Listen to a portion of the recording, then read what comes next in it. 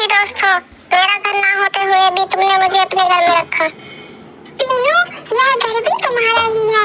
तुम सिर्फ मेरी दोस्त नहीं, मेरी छोटी बहन की तरह हो। पीनू का कोई घर नहीं था। टोनी पीनू को अपने घर में ही रखती थी। टोनी के 2 बच्चे भी थे। टोनी का जीवन इसी तरह खुशी खुशी बीत रहा था। टोनी बहन कैसी हो? दीदी मैं तो अच्छी हूँ। बताइए आज हमारे गरीब घर में कैसे आना हुआ? तुम्हारे घर के पास से गुजर रही थी, सोचा बच्चों से मिलकर चलती हूँ। कूची कौवा बहुत अमीर थी, पर कूची कौवा को कोई संतान नहीं थी। बेटा मैं और तुम्हारी मामा बाहर जा रहे हैं, तुम अपना और छोटू का ध्यान रखना। मौसी जब तक तुम और मम्मा वापस नहीं आते मैं अपना और छोटू का ध्यान रखूंगा।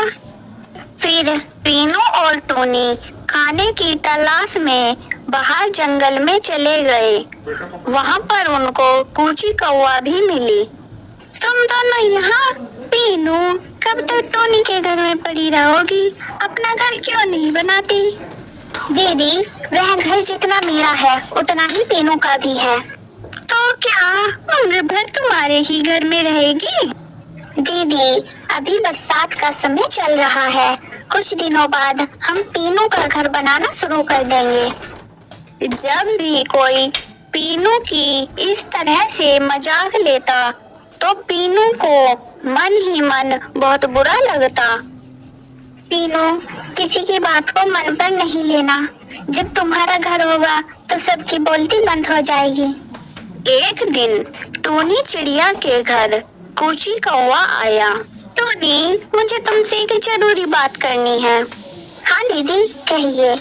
टोनी जैसे कि तुमको पता ही है मैं जंगल में सबसे अमीर हूँ, पर मुझे कोई बच्चा नहीं है। मैं तुम्हारा एक बच्चा गोद लेना चाहती हूँ। दीदी मैं अपने दोनों बच्चों को एक साथ बड़ा करना चाहती हूँ। मैं उन दोनों को कभी अलग नहीं कर सकती।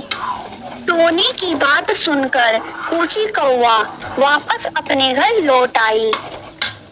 एक दिन टोनी के पास मिट्ठू तोता रोते हुए आया। क्या हुआ मिट्ठू, क्यों रो रही हो? टोनी कूची कौवा जबरन मुझसे मेरा बच्चा छीन कर ले गई और बोली कि अब ये हमेशा मेरे साथ ही रहेगा। मैं अपने बच्चे के बिना नहीं रह सकता। पीनू तुम यहीं पर बच्चों के पास रुको। मिट्ठू भैया आप मेरे साथ चलो। मिट्ठू और टोनी कूची के घर की तरफ चल दिए और कूची कौवा के घर आ पहुंचे। टोनी और कूची कौवा में काफी देर तक मिट्ठू के बच्चे को लेकर लड़ाई होती रही। अंत में मिट्ठू को अपना बच्चा वापस मिल गया। टोनी और मिट्ठू बच्चे को वापस लेकर चले गए। टोनी तुमने ये ठीक नहीं किया, देखो अब मैं तुम्हारे साथ क्या करती हूँ। एक दिन पीनू चिड़िया जंगल में दाना खा रही थी, तभी पीनू के पास कूची कौवा आई। पीनू तुम कब तक उस टोनी के घर में पड़ी रहोगी? मैं तुम्हें अपना बड़ा घर हमेशा के लिए दे सकती हूँ। मुझे तुम्हारा घर नहीं लेना। जब तुम्हारे पास बड़ा घर होगा तो जंगल के सभी पक्षी तुम्हारी खूब इज्जत करेंगे, सोच लेना। रात भर सोचने के बाद पीनू चिड़िया को घर का लालच आ गया।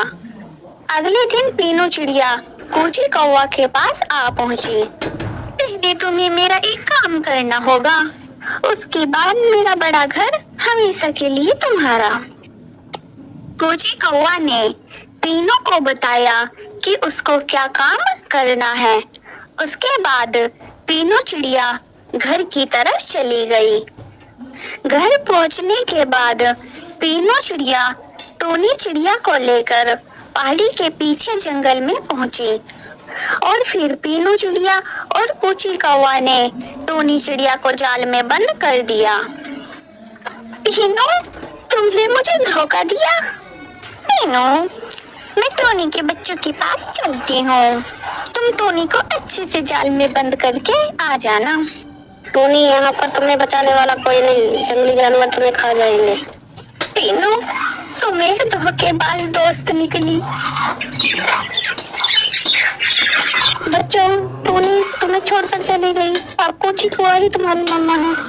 टोनी के बच्चों को लगा कि पीनू मौसी सच बोल रही है और वह दोनों बच्चे कोची कौवा के साथ रहने चले गए और उधर पीनू अपने बड़े घर में रहने चली गई।